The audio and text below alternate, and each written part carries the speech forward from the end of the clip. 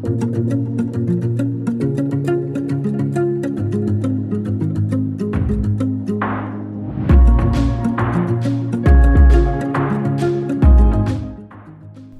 à tous et bienvenue dans ce nouvel épisode d'Instant Simple, une parenthèse d'évasion. Aujourd'hui, j'ai la chance d'être accompagnée de Léna pour qu'elle nous partage son voyage, son premier voyage solo qui s'est déroulé en Irlande. Donc écoutez, on part à Dublin sans plus tarder et je vous laisse avec la suite.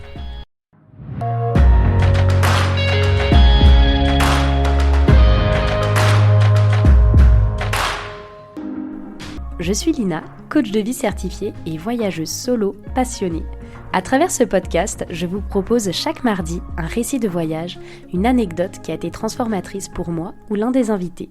Le but, c'est d'aller explorer ensemble les leçons de vie qu'on a pu tirer de ces expériences, parfois un peu folles quand même. Alors si vous cherchez un podcast qui mixe développement personnel et voyage, vous êtes au bon endroit. Si ce concept vous plaît, je vous invite à soutenir ce podcast en laissant une note, un commentaire ou en le partageant à vos proches. Sur ce, bon épisode. Hello Léna. Salut Lina. Comment ça va aujourd'hui ? Ça va très bien. Et toi ? Ça va, merci. Un peu, comme je viens de te le dire, un peu enrhumée et un peu, envie de tousser. Donc, je m'excuse d'avance si jamais je viens éternuer, renifler ou tousser pendant cet épisode. Mais ça ne gâchera rien au plaisir que j'ai d'enregistrer cet épisode avec toi ce soir, Léna. Plaisir partagé. Alors pour vous qui nous écoutez, avec Léna, on a enregistré déjà une première version de cet épisode. Il y a fort lointain, on va dire, ça devait être au mois de juillet 2023, donc il y a un an. Oui, je pense. C'est fou, hein, parce que c'était il y a vraiment longtemps. Ouais, ça repart au loin, oui. C'est ça. Donc on avait enregistré en effet cet épisode une première fois et il se trouve que les aléas du direct, l'application que j'utilise pour enregistrer les audios n'avait pas fonctionné et donc j'avais plus les pistes audio, donc je ne pouvais pas sortir l'épisode. Et du coup, depuis juillet, on se dit qu'il faut qu'on se cale une date pour enregistrer une nouvelle fois cet épisode. Et au final, le temps fait bien les choses, puisque toutes les deux, on se souvient pas trop de ce qu'on a abordé au final il y a quelques mois. Ouais, carrément. Donc, on n'aura pas l'impression de faire trop de redites. Donc, c'est plutôt bien. Alors, Léna, est-ce que tu peux te présenter pour ceux qui nous écoutent ? Oui, bien sûr. Donc, moi, je suis Léna, connue sous By Léna avec 3 N sur Instagram, les réseaux sociaux en général, maintenant TikTok, Thread, etc. Et je me définis comme écolo-voyageuse. Donc, j'ai mis un pied dans l'écologie maintenant en 2017. Et depuis ce temps-là, je l'ai adapté à ma vie au quotidien et aussi dans mes voyages. Et du coup, j'ai décidé de ne pas le garder pour moi et de partager mes voyages avec l'écologie. Super. J'ai trop hâte. On a des beaux projets là qui sont en cours de construction toutes les deux pour promouvoir tout ce côté-là. Ça va être ultra intéressant. Mais aujourd'hui, si tu es sur cet épisode, il me semble que c'est pas tout à fait l'écologie que tu as envie d'aborder aujourd'hui avec nous. C'est un autre sujet. Est-ce que tu peux nous teaser un petit peu ? Ouais, bien sûr. En fait, ça remonte 2015, donc je venais d'avoir 18 ans et j'étais timide maladif. Voilà. Et ouais, j'étais une grosse timide. Franchement, j'arrivais même pas à commander un café dans un bar. Enfin, c'était vraiment hard, on va dire. Je ne pouvais pas faire les trucs seule, etc.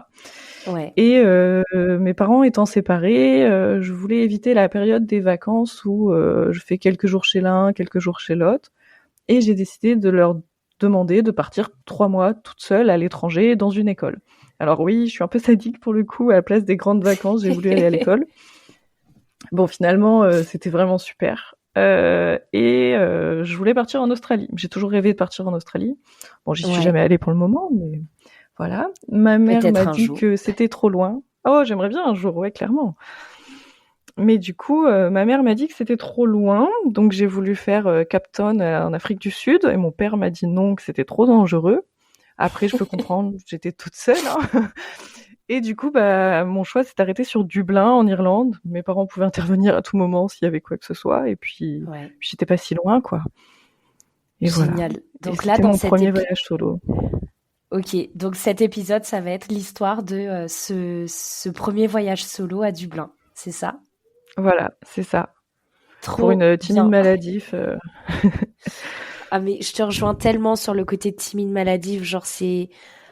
On aura l'occasion d'en reparler là dans cet épisode, je pense que ça va être un gros sujet, mais... Enfin Ouais. franchement, je l'ai été toujours aussi, enfin je l'ai toujours été aussi quand j'étais au collège, lycée, études sup, et Mm. quand on arrive enfin à enlever nos œillères et à se dire vas-y, go, essaye, tu verras. Genre, c'est Ouais, c'est ça. incroyable. À se faire confiance aussi et à aimer C'est ça. sa compagnie, ouais, carrément. Ouais. Donc, bah écoute, je te propose qu'on commence. Peut-être, bah, on peut commencer à planter le contexte. Donc, tu l'as déjà un peu donné. Donc, tu as 18 ans. Mhm. C'est les vacances d'été. Donc, tu étais déjà à la fac ou tu venais de passer ton bac? Je venais d'avoir mon bac et l'idée c'était de pouvoir vaincre ma timidité car j'allais aller à la fac et j'allais y Ouais. aller toute seule sans mes copines, etc. Donc nouvelle grosse étape dans ma vie. Ouais. Et bah les crises d'angoisse qui vont avec, le fait de me retrouver seule, de pas savoir avec qui j'étais dans la classe et tout. Et enfin, je me suis dit que je pouvais pas continuer comme ça, quoi. Mm. Et du coup, tu décides. Est-ce que tu te souviens d'un moment, un exemple, quelque chose qui t'a donné le déclic? Ouais, totalement. Pour le coup, en fait, normalement, je fais le mois de juillet avec mon père et le mois d'août avec ma mère. Enfin, du moins, je faisais. Ouais. Et mon père m'a dit, bah, en juillet, on repart en Croatie. Et je me suis dit, maintenant, en fait, la Croatie, c'est bon, on y est déjà allé 4 fois. Enfin, voilà, moi, je veux voir d'autres choses. Et j'avais l'envie d'aller ailleurs. Mais bon, du coup, y aller toute seule. Et finalement, je me suis dit, bah si, enfin, je suis très nulle en anglais, mais tant pis. Et c'est là où a mûri l'idée dans ma tête, je pense à partir de avril-mai, de me dire, mais en fait, je vais réussir à y aller toute seule. Et je suis partie du coup juin, juillet, août, 3 mois toute seule à Dublin. Trop bien. Et, euh, et du coup, là, enfin, j'adore ce genre de déclic parce que souvent, ça parle de décisions assez anodines. Surtout, j'imagine, Mm. quand tu es, enfin, à l'époque, à 18 ans, on est encore tellement jeune. Tu vois, à Ouais, 18 c'est ans, on est ça. encore Mm. tellement jeune, on vient de passer le bac, on est encore lycéen. Et genre, c'est vrai qu'aller passer les vacances avec les parents, enfin, moi, je sais que j'aurais jamais eu le cran de dire non à mes parents, tu vois, genre en mode bah moi, je vous suis pas, je me casse toute seule. Oui, bah c'est un peu ça. Mais du coup, j'ai pris l'excuse de je vous suis pas, je me casse un peu toute seule, mais pas vraiment parce que je pars dans une école, c'est pour apprendre l'anglais, etc. Donc j'avais l'excuse en fait pour partir toute seule. Ok. Et là, du coup, quand tu dis que tu pars à Dublin, est-ce que c'est avec des séjours linguistiques ou quelque chose comme ça? Ouais, totalement. En fait, je suis partie avec EF. Ok. L'idée, c'était d'avoir un truc quand même assez encadré. Moi, il fallait que je sache quand je partais, où j'atterrissais, où je dormais, s'il y avait un transfert entre l'aéroport et la famille. Enfin, c'était vraiment, il fallait que je sache. Enfin, il fallait que ce soit quand même assez cadré, hein. Enfin, je pense que tu connais, en étant timide, je Ouais. dis, il faut vraiment que j'arrive à tout bien planifier, du moins pour le début, quoi. C'est Donc, ça. Et oui, puis je oui, pour trouve le que coup. quand on est timide et même au-delà de la timidité, c'est peut-être le fait là, t'allais faire quelque chose de nouveau qui te sortait de ta zone de confort et du coup, instinctivement, tu as envie de te recréer ta zone de confort là-bas. Donc en fait, tu fais Totalement, tout ouais. pour pas laisser la place à l'inconnu, même si tout va être inconnu, quoi. C'est ça. Bah, en vrai, première fois que je prenais l'avion toute seule, j'avais déjà pris l'avion plusieurs fois, mais toute seule jamais. Arriver dans un pays anglais, me retrouver avec des inconnus. Ce que j'avais pas compris aussi, c'est qu'il y avait un changement de prise. Ça, c'est anodin, mais c'est un truc que j'avais pas prévu du tout et ça m'a mis dans une situation. Mais enfin, quand j'y repense, c'est rigolo, mais franchement, ouais, voilà. C'était ne pas qu'il n'y ait pas d'imprévu, alors que bon, dans le voyage, je pense que beaucoup le savent, il y a beaucoup d'imprévus. Ah, puis ça fait partie du jeu, j'ai envie de dire. Totalement. Et du coup, est-ce que quand tu prépares ce voyage, donc tu t'y prends quand même un petit peu en avance parce que tu disais avril-mai, tu pars en juin, Mm. ouais, tu prévois 2 mois à peu près avant de partir. Euh, Pendant cette période, comment tu te sens? Est-ce que quand tu penses à ce voyage, c'est quelque chose qui t'excite ou alors qui te stresse, qui te fait peur? Bah, pour le coup, tout à la fois, hein. Ok. Autant j'ai beaucoup appelé l'école pour parler avec les conseillères, etc. J'ai négocié avec mes parents, comme je disais, pour la destination. Et finalement, Dublin s'avérait être cool. Moi, je paniquais un peu parce que à l'époque, j'avais une crédit agricole mosaïque pour Enfin, j'avais 17 ans quand mes copains copines avaient 18 ans, donc il me fallait une carte bleue. Donc c'était la carte bleue Mm. pour les non majeurs. Enfin, et du Ouais. coup, c'était vraiment comment je vais faire pour payer à l'étranger. Je venais d'avoir un iPhone, c'était mon premier gros smartphone. Je savais pas pour le réseau comment ça allait marcher. Donc en même temps, j'avais peur et en même temps, j'étais super contente d'aller découvrir un autre pays, une nouvelle culture, de rencontrer des nouvelles personnes. Et j'avais aussi j'avais une énorme envie de sortir de ma zone de confort, quoi.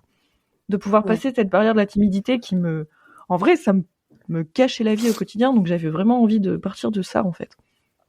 Je comprends. Et est-ce que tu as, en ce qui concerne la timidité, est-ce que tu as eu, comment dire? Parce que moi, je sais que la timidité m'a beaucoup pesé. Est-ce que toi, Mhm. est-ce que tu te souviens d'une fois où vraiment tu t'es dit, là, c'est plus possible, je peux plus continuer à être autant timide que ça? Ouais, je m'en souviens. Ma mère en est témoin.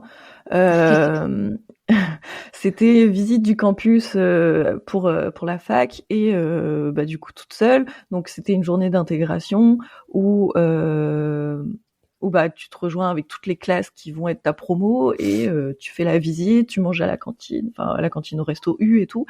Et Ouais. en fait, le matin dans la voiture, j'ai fait une énorme crise d'angoisse, mais sur le parking en fait de la fac, j'étais en pleurs, en train de trembler comme une tarée, et je me suis dit mais c'est pas possible de se gâcher la vie. Enfin, c'est juste une visite en fait. Et, et, et même ma mère était en mode mais arrête de te mettre dans des états pareils. Mais j'y arrivais pas, c'était plus fort que moi, ça me faisait super peur et ça m'angoissait à fond. Mais juste parce que, pas, j'allais pas être toute seule, mais juste je connaissais personne et je connaissais pas les lieux. Mm. Et là, je me suis dit, il faut que j'arrête en fait avec ça parce que sinon, je vais jamais sortir de ma zone de confort, je vais jamais découvrir de nouvelles choses et je vais toujours vivre aux dépens des autres plutôt que de vivre par moi-même. Ouais, je comprends tout à fait. Et ouais, c'est un exemple ultra marquant, je pense. Enfin, c'est le genre de moment où tu dis, purée, mais j'en ai marre de me gâcher la vie avec ça. Et, Ouais, totalement. et ce qui est beau aussi, c'est de prendre le contrôle et de se dire, genre, certes, je suis timide, mais ça n'est pas moi. Genre, je peux le changer.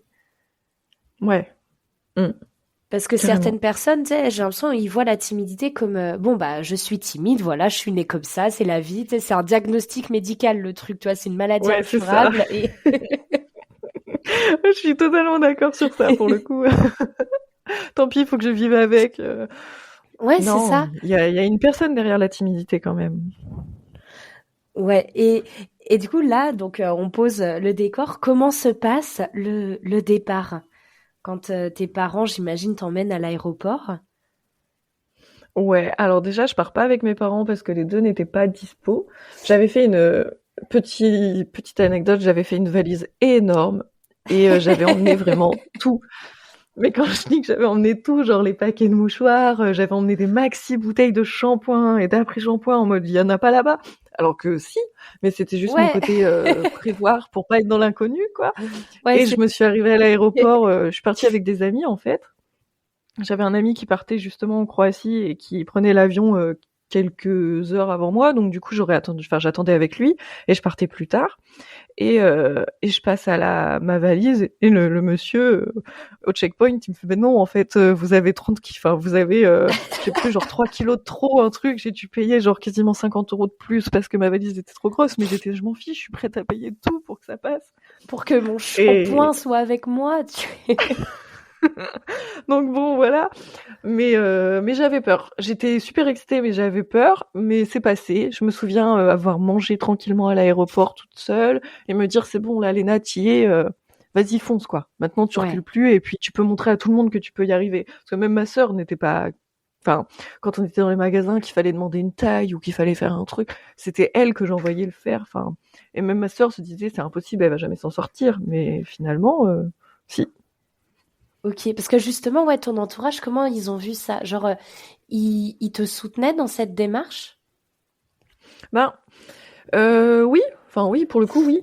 Je pense que mes parents avaient un peu peur, me connaissant, Oui. mais au fond, ils savaient que oui, on pouvait fallait le faire. Enfin, à un moment, il fallait bien me laisser voler de mes Ouais. propres ailes, on peut dire. Donc, ils ont eu peur, hein. J'avais ma mère tous les jours au téléphone. Enfin, j'étais connectée tout le temps. D'ailleurs, ma mère, elle a tout fait avec moi pour que je puisse avoir du réseau, peu importe où je sois, que je puisse avoir Internet partout pour avoir Maps. Enfin, Mm. je sais qu'on avait tout bien préparé et l'idée, c'était que ça se passe au mieux, autant pour moi que pour eux, quoi. Ouais. Et du coup, donc tu es dans l'avion. Quand tu arrives, comment ça se passe, les premières heures de voyageuse solo? Ouais, alors même là, c'est très marrant pour le coup. Enfin, et déjà, j'arrive à Dublin, donc il y a 1 heure de décalage. Il est 23h30. Déjà, je panique un peu parce que je me dis, mais attends, il est 23h30, mais non, il est minuit 30. J'étais totalement perdue dans les heures. Ouais, il fait Finalement, mon téléphone nuit. se met à jour.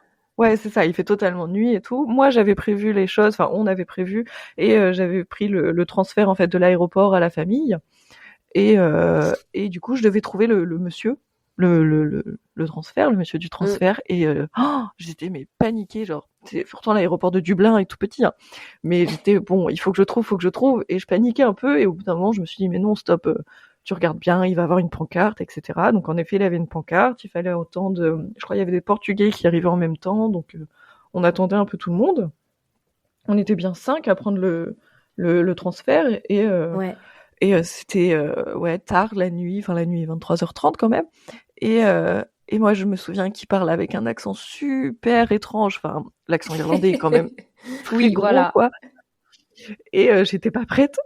Et il disait les noms des familles, de qui descendait où, et j'essayais de comprendre et je me disais pourvu que je comprenne quand il va me dire que c'est moi. Donc j'ai compris et je suis arrivée dans ma famille qui est en fait Catherine, une dame toute seule qui accueille 4 filles de différentes écoles, dont moi, mon école, on était 2. Donc c'était une Italienne avec moi qui est devenue une très très bonne copine. Et, Ouais. euh, et en fait, j'étais la seule à être là, les autres dormaient. Et du coup, elle m'avait préparé un repas. Et moi, j'avais déjà mangé dans l'avion. Donc, j'ai pas osé lui dire, bah non, en fait, j'ai pas faim, j'ai déjà mangé. Donc, j'ai remangé un repas, bien irlandais en plus. Et elle m'expliquait plein de choses avec un accent horrible. Et elle me disait, je me souviens qu'elle me disait la Wi-Fi en anglais, donc de Wi-Fi. Et je ne comprenais pas ce qu'elle me disait. Et elle me disait qu'il fallait que je me connecte, en fait, pour donner des nouvelles à mes parents. Et je comprenais pas. Et on se Ah regardait et ouais. elle communiquait. Et je la regardais, j'étais vraiment, mais je suis perdue, je te comprends pas. Donc il m'a fallu vraiment un temps d'adaptation. Et après, elle m'a expliqué le trajet pour l'école, comment on mettait l'alarme, etc. Parce que le lendemain matin, elle travaillerait quand je irais à l'école, etc. Donc wow, j'étais un peu perdue. Je monte dans ma chambre, il y a ma coloc, donc du coup mon amie italienne qui dort. Et là, je veux faire charger mon téléphone après tout le trajet, tout ça. Et je me rends compte que j'ai pas les bonnes prises.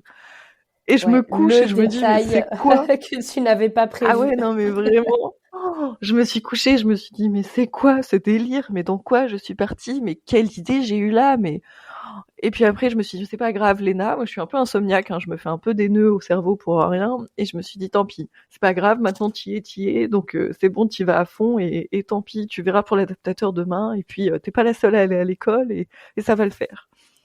Ouais. Et voilà. Et du coup, C'était assez là, intense. là, est-ce que quand tu as vu que tu n'avais pas le bon chargeur, que tu comprenais pas, tu as eu envie de repartir à un moment? Tu t'es dit en mode Non, purée, j'ai pas pris la bonne décision. non, pas du tout. Je me suis quand même posé la question, mais qu'est-ce que je fous là? Et après, je me suis dit non, ça va le faire. Allez, enjoy, tu vas y arriver quoi. T'es Ouais, pas nul, tu peux le faire. Et ouais, parce que vraiment, je me parle souvent à moi-même, hein, même encore maintenant, et je me suis dit vraiment, vas-y, tu peux le faire quoi. trop bien. Et du coup, comment ça se passe le premier jour quand tu te réveilles?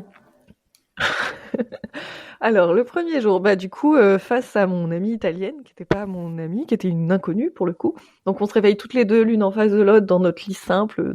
Elle est arrivée la veille, mais dans l'après-midi. Et le premier truc que je lui dis, en essayant de lui parler anglais le plus correct possible, en lui disant t'aurais pas un adaptateur?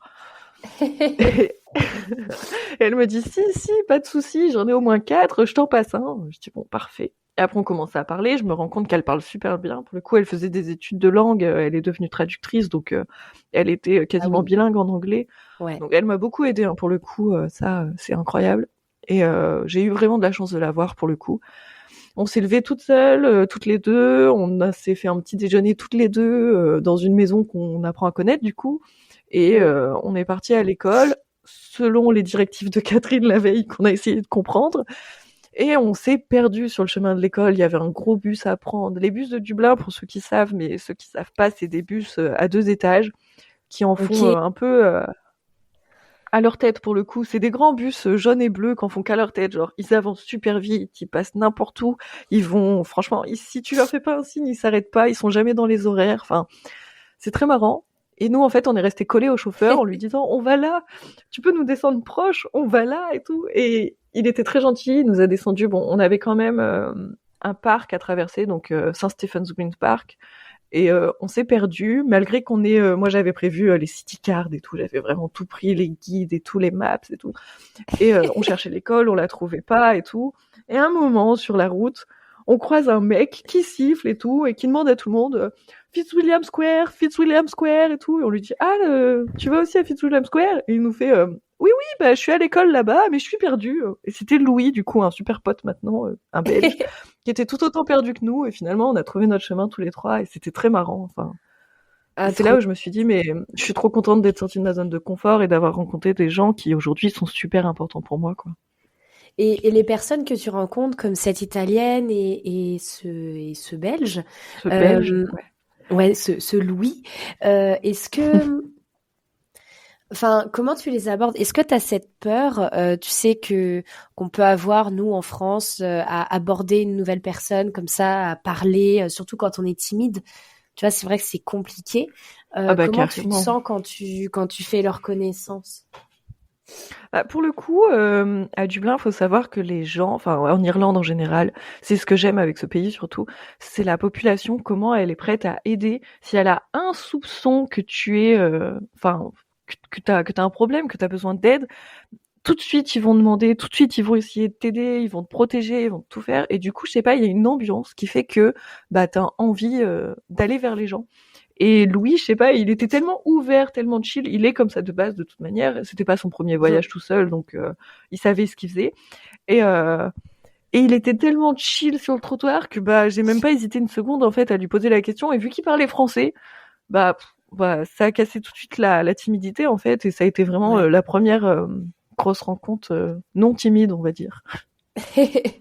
Et du coup, comment tu te sens à ce moment-là? Enfin, bon, j'imagine que si on continue dans le reste de ton voyage, tu as rencontré peut-être beaucoup d'autres personnes. Ouais, beaucoup de monde Euh, pour le coup.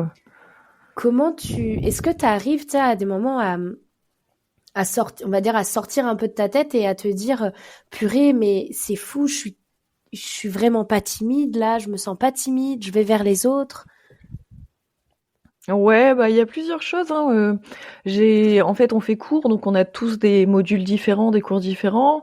Moi, j'avais une prof qui était incroyable. On avait des profs incroyables pour le coup. J'avais un prof de philo qui était complètement barge, qui avait un gros pichet d'eau avec des rondelles de courgettes dans son dans son pichet d'eau. Il nous faisait des cours, mais il nous parlait d'Oscar Wilde et tout. C'était génialissime. Mais j'étais jamais en fait avec des gens que je connaissais, donc finalement je rencontrais toujours de nouvelles personnes. J'ai rencontré Ipek, qui était une Turque. Je sais plus comment elle s'appelle, mais qui vit en Albanie, enfin en Autriche. On a rencontré vraiment plein de monde, des Allemands. Il y avait même un monsieur qui venait de Dubaï, c'était limite un papa. C'était super chouette. On a rencontré plein de monde et finalement, je me suis dit mais ouais, en fait, je peux le faire. Je suis pas timide. Je peux rencontrer du monde, même s'il y a une barrière de la langue et que eux aussi sont finalement nuls parce qu'on était par niveau. Donc eux aussi sont nuls en anglais et finalement, c'est pas ça qui va m'arrêter, quoi. Mm. Ça, c'est top parce que du coup, vous êtes un peu dans... Ouais, vous Dans le êtes même bateau. répartis par niveau. Donc, du coup, Mm. t'as pas l'impression qu'il y a quelqu'un qui est beaucoup plus fort que toi dans la même salle. Ouais, voilà, c'est ça. Ok. Et si tu devais nous décrire, bah, du coup, pendant ces 3 mois à Dublin, une journée type, comment ça se passait? Oh, alors, une journée type, ce que j'adorais faire. On avait quand même bien 60 minutes de bus, hein, faut le dire. On était en dehors de Dublin, on était dans Finglas, un quartier un peu excentré de Dublin, enfin Dublin centre du moins. Du coup, on avait le bus. Alors, j'adorais prendre le bus. Hein. Pour le coup, les bus à Dublin, le fait qu'ils soient à 2 étages, d'être en haut, d'avoir la vue panoramique. Donc, j'aimais bien le prendre tôt. Je le prenais tôt, comme ça me permettrait d'être vraiment au niveau de la fenêtre, tout devant. Et puis, je profitais en fait d'aller au parc. Et vu qu'on traversait le parc pour aller à l'école, j'aimais bien en fait m'asseoir me poser le matin au parc et regarder les gens passer. Et j'en profitais, vu qu'on avait 1 heure de décalage et qu'il était 1 heure de plus, j'appelais ma mère en fait avant qu'elle parte au travail. Et du coup, j'étais assise, je regardais les gens qui couraient parce que les Dublinois sont très marrants le matin quand ils vont au travail comparé aux Parisiens. C'est-à-dire qu'ils ont leurs baskets et tout, tu vois, qui courent pour aller au travail. Et puis les filles, quand elles arrivent, elles enlèvent les baskets, elles mettent les escarpins, elles mettent les baskets dans leur sac. Pareil, les garçons, ils mettent leurs chaussures vernis. C'est très marrant en fait. Ils courent à fond dans le parc et vers la fin du parc, ils s'arrêtent, ils s'assoient, ils changent de chaussures, et ils repartent. Et du coup, j'aimais bien regarder la folie du matin. Voilà. Après, j'allais à l'école. L'école, c'était cool. Il fallait qu'on mange le midi. Alors à Dublin, on mange beaucoup de soupe, peu importe quand dans l'année. Moi, j'adorais ça. L'école faisait pas mal d'activités pour le coup, donc j'ai pu faire des activités avec l'école et sans activités. Et généralement, on avait cours le matin et l'après-midi, donc soit on participait à des activités, soit on faisait par nous-mêmes. Donc moi, des fois, j'avais des amis qui avaient cours l'après-midi et j'allais pas du tout avec eux et j'étais toute seule. C'était ces moments-là où il fallait que j'arrive à combler. J'avais envie de faire plein de choses. Pour le coup, j'ai découvert Dublin en long en large. J'ai fait tous les musées et tout. Et il y a un moment dans le séjour où je me suis dit mais stop. Il faut que je les fasse par moi-même parce que sinon je vais devoir attendre les autres et je les ferai jamais. Et donc là, je me suis dit, parce qu'en go. fait, tu t'interdisais de faire certaines activités parce que t'étais toute seule. Ouais, au début, totalement. Ok. Et le Little Museum of Dublin, ça, je voulais absolument le faire parce qu'ils ont tout un étage qui est consacré à U2 et tout, donc je voulais le faire. Et personne voulait le faire avec moi. Et au bout d'un moment, je me suis dit, tant pis. Donc j'ai regardé où c'était, comment y aller, j'ai réservé mes billets à l'avance, etc. Et je suis allée le faire toute seule. Et c'est à ce moment-là où je me suis dit, mais en fait, je peux tout faire toute seule, quoi. Enfin, bon, avec modération quand même. Mais voilà. Et je sais qu'il y avait un Starbucks pour aller vers le bus le soir, parce que du coup, le bus, je le prenais pas au même endroit le soir que le matin. Donc je passais devant le Starbucks le soir. Et ce que je faisais, c'était que l'après-midi, je me posais au Starbucks et je bossais. En fait, je faisais mes devoirs au Starbucks. Au début, tête baissée avec mes écouteurs, puis au fil du séjour, totalement sans écouteurs, en savourant mon c'était quoi à l'époque ce que Lena Situation boit. Attends. Je sais pas. Un réfréchissant citron vert. Un réfréchissant citron vert. Non mais ça me marque parce que il est sorti en 2015 justement. Il y avait des grosses affiches publicitaires en disant la nouvelle boisson, nanana. Et maintenant, quand je dis que je veux un réfréchissant citron vert, qui est la boisson que j'ai découvert à Dublin, et que je m'appelle Lena, les gens me regardent en mode c'est comique, tu fais comme Lena Situation. Non, pas forcément. Non, ça n'a pas la même histoire et la même signification.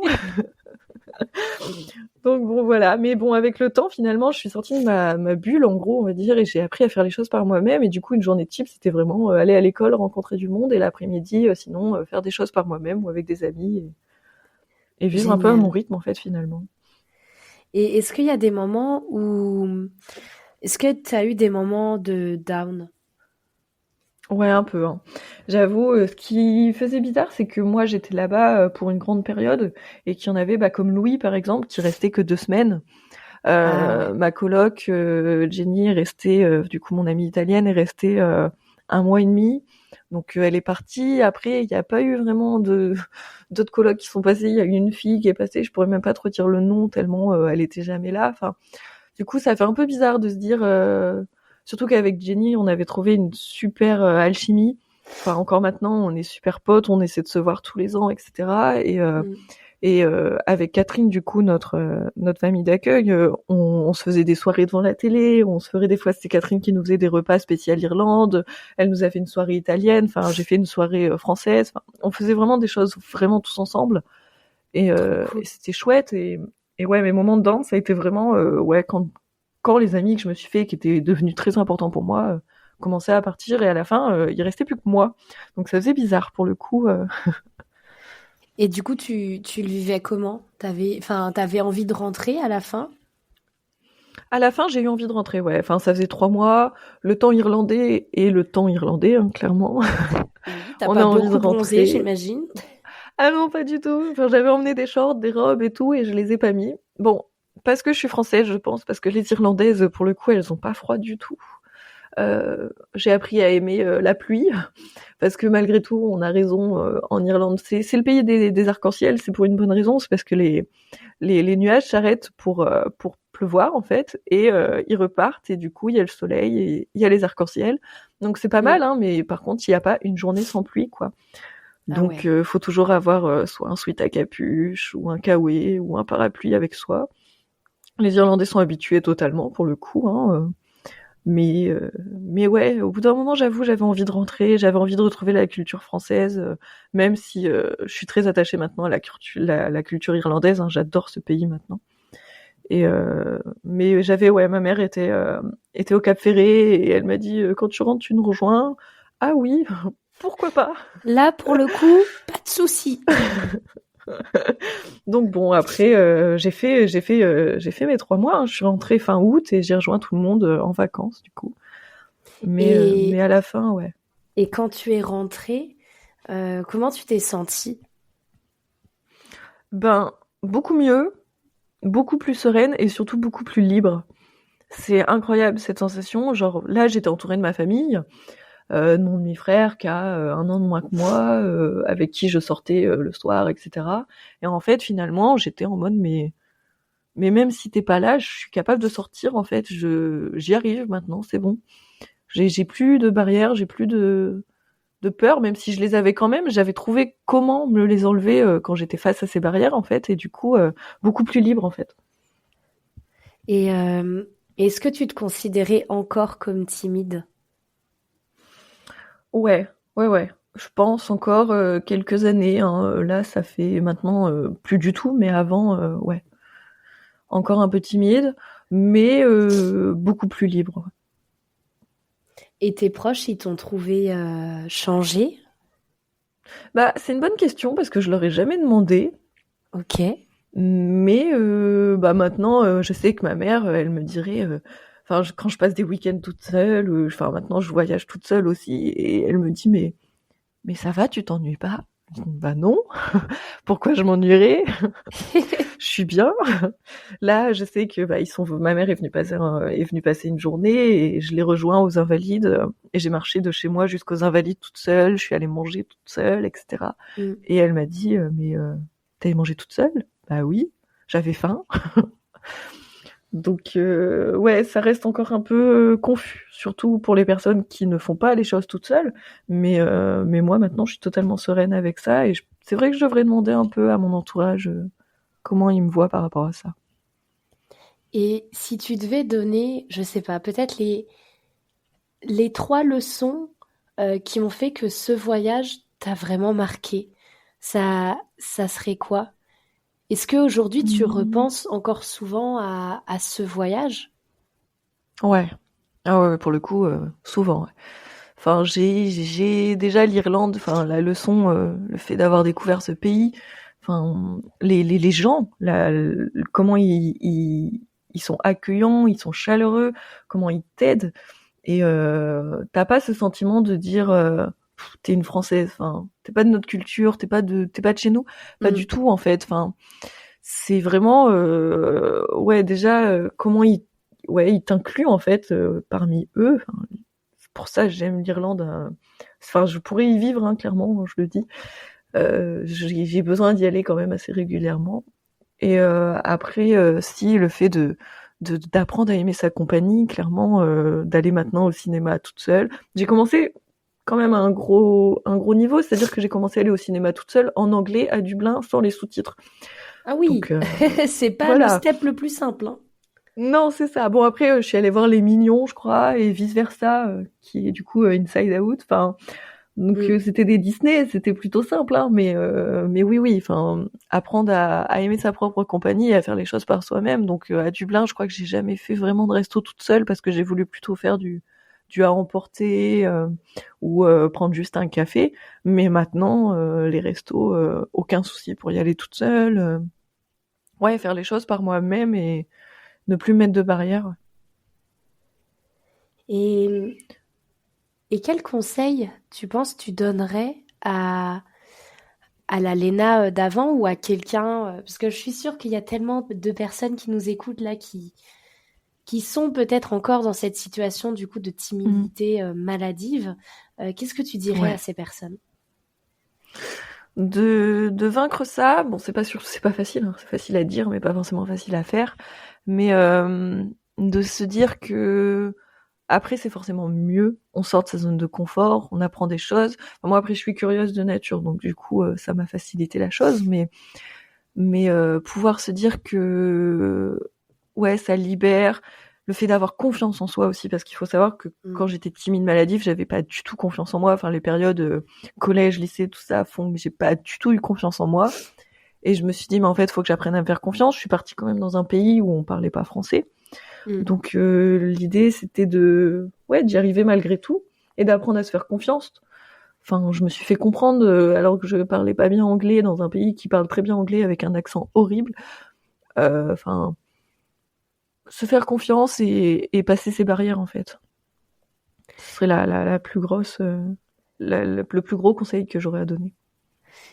Et justement, si on parle de barrières, c'est vrai que moi, sur Insta, j'ai beaucoup de personnes qui me disent « Ah, ben j'aimerais bien voyager seule, mais justement, je parle pas bien anglais ou je parle pas la langue du pays dans lequel j'ai envie de voyager. » Pour moi, je sais que après, j'ai un avis assez tranché, mais pour moi, la langue, ça n'a jamais été une barrière. Tu vois, enfin, genre, quand je me suis dit, vas-y, je pars 1 mois et demi toute seule au Japon, j'ai 0 de niveau de japonais, tu vois, c'est même pas, je suis une anglais, c'est genre le japonais. C'est une autre écriture en plus, ouais. Voilà, c'est genre, je savais dire konnichiwa et arigato, et j'y suis allée que avec ça, et en 1 mois et demi, je ne savais dire que ça.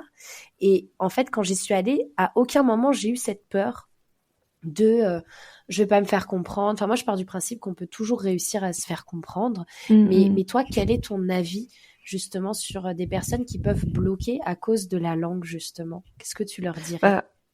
Moi, j'ai aussi cette appréhension, hein, je l'avoue. Je t'avais envoyé un message d'ailleurs par rapport à Istanbul, parce que Istanbul est une ville que je rêve de visiter. Mais c'est vrai que la Turquie me fait un peu peur au niveau de la langue, justement. Maintenant, je parle bien anglais, donc j'ai plus le souci de bloquer sur l'anglais. On a fait Prague avec ma sœur et je me faisais très bien comprendre, etc.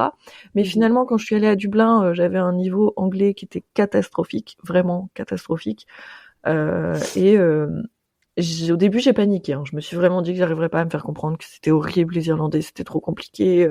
J'aurais dû partir à Londres, j'aurais mieux compris. Enfin, et en fait, finalement, pas du tout, hein, parce que les gens comprennent très bien que tu ne parles pas leur langue, que tu parles dans une autre langue que la tienne, et que du coup, tu vas tout faire pour te faire comprendre, et eux vont essayer de te comprendre au maximum, et du coup, tu te fais comprendre, peu importe où tu es. Je sais que pour le travail, je vais devoir partir en Chine, à Hong Kong, etc. De base, je m'étais dit, wow. Justement, comme le Japon, c'est une autre langue, c'est un autre alphabet, etc. Mais finalement, je vois pas pourquoi j'arriverais pas à me faire comprendre, je vois pas pourquoi je comprendrais pas. Enfin, il y a déjà eu d'autres touristes, il y a déjà eu d'autres étrangers, donc pour moi, la barrière maintenant, elle est assez fine. Pour le coup, je pense qu'elle peut se passer très très très facilement. Ouais, et puis je trouve que le langage, c'est souvent, nous, quand on parle du langage, on pense que aux mots, on pense que au verbal, alors que le verbal, c'est qu'un tout petit pourcentage, en fait. Ouais, totalement. T'as le paraverbal, c'est-à-dire quand tu parles, l'intonation que tu vas donner, l'énergie que tu vas y mettre, même ton paraverbal, tu vois, les gestes que tu vas avoir et tout, c'est honnêtement, c'est tellement plus parlant, je trouve, que du verbal. Et c'est vrai que cette peur, je t'encourage à fond à aller à Istanbul parce que je suis tombée en amour avec cette ville, donc j'ai vu ça. Je pourrais te donner beaucoup de très bonnes adresses, des super auberges. Enfin voilà, je pourrais te donner beaucoup de conseils, mais vraiment, n'aie pas peur de ne pas savoir parler turc. En plus, les Turcs parlent vraiment pas bien anglais. Donc, même galère que nous, finalement. Ouais, non, mais complètement. Après, ça va, tu vois, à la réception de certaines auberges ou quoi, genre, ou dans certains restos, ils vont savoir parler anglais, mais, enfin, tu prends un taxi, c'est pas dans la rue, ils savent pas, enfin, voilà, c'est... Mais pourtant, moi, je sais que ça m'a pas empêché de kiffer mon voyage. Quand tu parles des taxis à Dublin, c'était quelque chose qui me terrifiait de prendre le taxi pour rentrer le soir quand on sortait. Ouais. Et pour autant, En fait, ce que je faisais, c'est qu'à la place d'essayer de me faire comprendre et de dénoncer l'adresse, j'écrivais l'adresse et tu te montrais juste, en fait, la gestuelle, comme tu dis. Oui, Finalement, c'est avec ça. la gestuelle, t'arrives à te faire comprendre, t'écris s'il faut. Il y a le traducteur qui existe aussi maintenant, donc Bah, c'est ça, en fait, c'est tu très montes simple de se faire comprendre. bah ouais, tu montes dans un taxi, tu montes ton téléphone avec la photo Google Maps de là où tu vas. Et, euh, Mm.